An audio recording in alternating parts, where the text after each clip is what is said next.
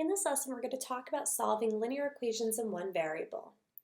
So our first question is, what is a linear equation in one variable?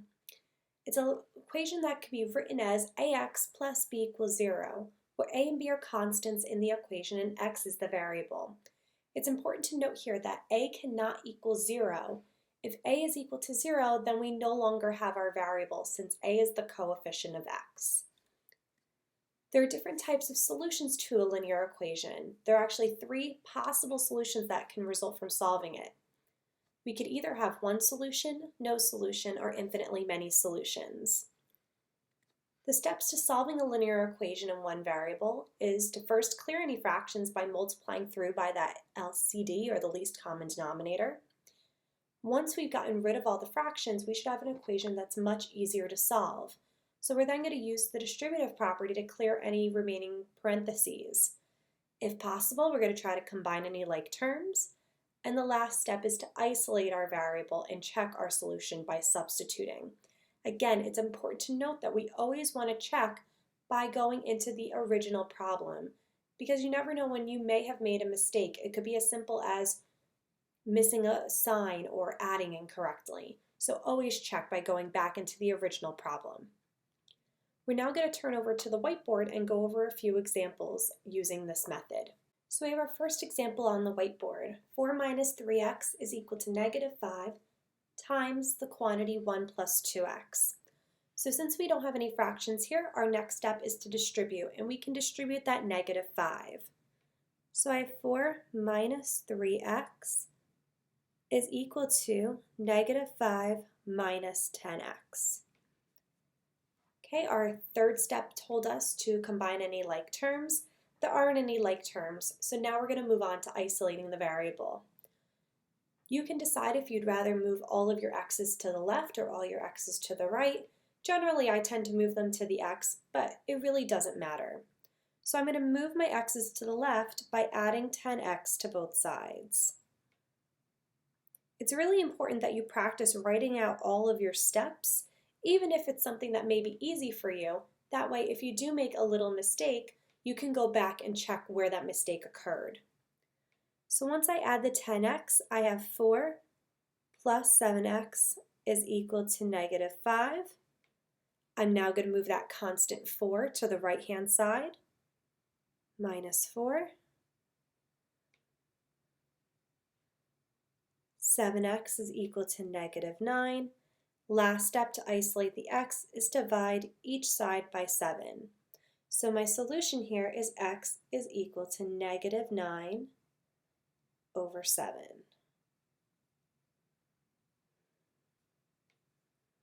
Okay, I would check that answer by plugging it back into the original equation for x and making sure that the left-hand side equals the right-hand side. In this next example, we see that we have some fractions. Even if the fractions look easy to manipulate, it's so much easier to just clear them and get rid of them in our first step. So the first thing that we want to do in order to clear the fractions is to multiply through by the least common denominator. So if we look at our fractions, we have a denominator of 3, 2, and 6. So my least common multiple of 3, 2, and 6 is going to be 6. So that's my LCD, and that's what I'm going to multiply by. So every single part of my equation is going to get multiplied by that value of 6. So I have 6 times x minus 1 over 3 minus 6 times 1/2 equals 6 times 3x minus 3 over 6. Well, if I multiply 6 in this first term, remember, we could always cancel diagonally to make our lives a little easier. So 6 times 6x minus 1 over 3 is going to cancel to become 2 times x minus 1. Minus 6 times 1/2, so 1/2 of 6 is just 3. And that's equal to, again, we can cancel diagonally, 3x minus 3. And this equation is a lot easier to solve than the one that we were just given. So I have 2x minus 2 minus 3 equals 3x minus 3. I can combine the like terms on the left-hand side. That -2 and -3 are going to become a -5. 2x minus 5 equals 3x minus 3. I'm going to get the x's to the left, the constants to the right. So -x minus 5 is equal to -3. Sorry, I ran out of room here, so I'm just going to try to squeeze it in this little corner here. There's not much left to go. -x minus 5 equals -3.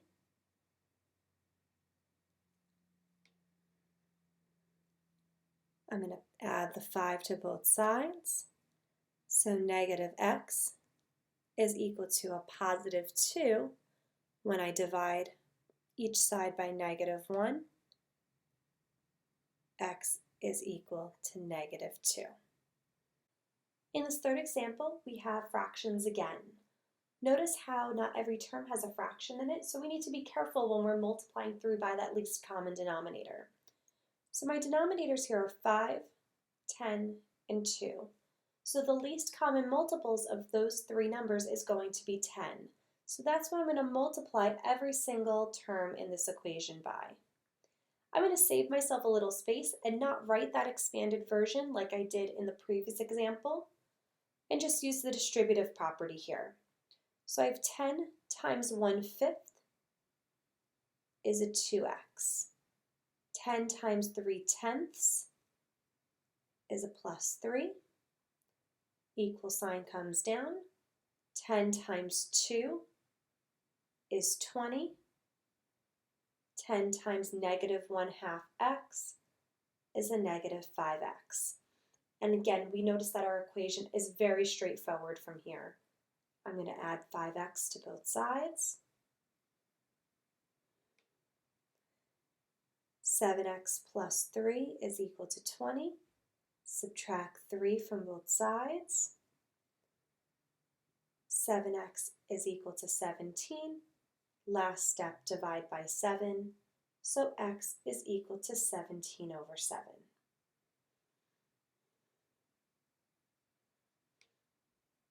Our last two examples are going to be what happens when a solution is either infinite or there is no solution. So let's look at this next equation. -2 times 3 minus x plus 5 equals 2x minus 1. So my first step is going to be to distribute that -2. So -6 plus 2x plus 5 is equal to 2x minus 1. I'm going to combine the like terms. 2x minus 1 is equal to 2x minus 1. So we could actually stop here. I already have that the left-hand side equals the right-hand side.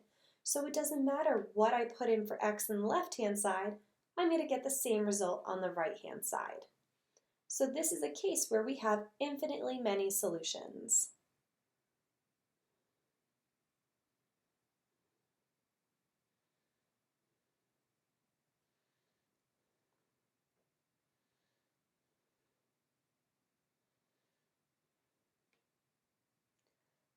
Our last example is going to show what happens when we have no solution.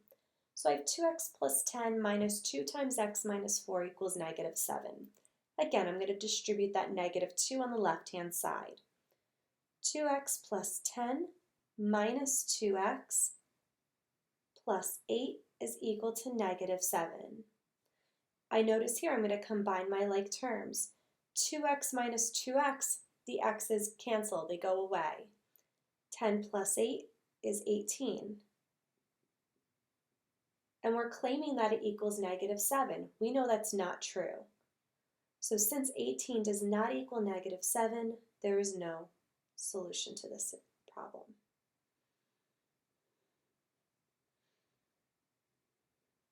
So there we've seen all three possible solutions to linear equations. We've seen what happens when we have one solution, infinitely many solutions, and no solution.